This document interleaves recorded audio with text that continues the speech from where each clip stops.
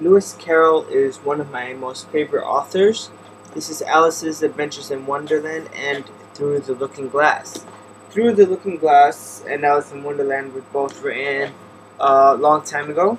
Alice's Adventures in Wonderland was first published in 1865, so it's a very old book, and the copyrights for it have all gone already. It's openly available to the public, and you can download it for free online. I decided very early on that I wanted the students in my class to read something. So I decided that Alice's Adventures in Wonderland would be a great book, and we finished reading it as a class last week. 5th and 6th graders finished reading Alice's Adventures in Wonderland. Some of them kind of enjoyed it, and many of them didn't, and it was kind of startling to me why they didn't, and I asked them why didn't they enjoy it, like what was wrong with it, and I don't know, I don't know if it's a matter of taste, and I don't know if it's a matter of how they were raised. A lot of them just said that the book didn't make sense. I kind of pushed them towards the idea that the book wasn't supposed to make sense. For example, the joke, "Why is a raven like a writing desk?"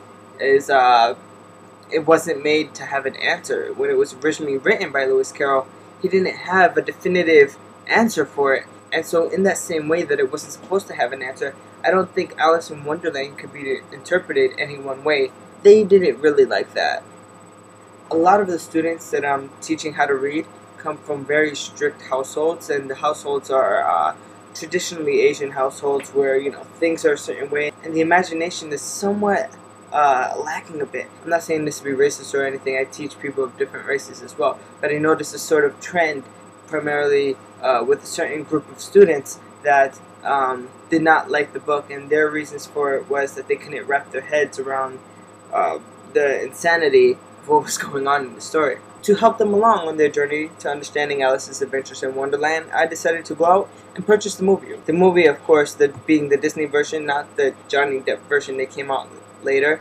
Actually, the Johnny Depp version that came out later is more based on the poem about the Jabberwocky, which is in Through the Looking Glass, than in Alice's Adventures in Wonderland. So I get the idea to go to Chinatown here in New York City because Chinatown has a lot of DVD stores where they sell DVDs very cheap. It's a lot better than going to, let's say, Borders or Barnes & Nobles or some big DVD store and buying it for like 20 bucks. It's a lot less expensive. And I was able to do it. I was able to find Alice's Adventures in Wonderland, the Chinese version. See that? For $6.50, which is a good price for a movie. This is the cover. It's the Cheshire Cat and Alice. So I come home, pop the DVD into my computer, start watching, and right before Alice reaches the door to get out of Wonderland, all the way at the end of the movie, it freezes. I take the DVD out of my computer, look at it very well. Looks good, there are no scratches. Pop it in my DVD player at home. When Alice is talking to the flowers, it freezes. And it's just disappointing that I buy the DVD and it does not work. I have no intention on returning the DVD. I didn't get a receipt. There was no returns, all sales were final. And so I decided just to take the DVD, the artwork which I showed you, I ripped it up so that I have it in this form, and I'm going to put it on my wall. You'll see that next week.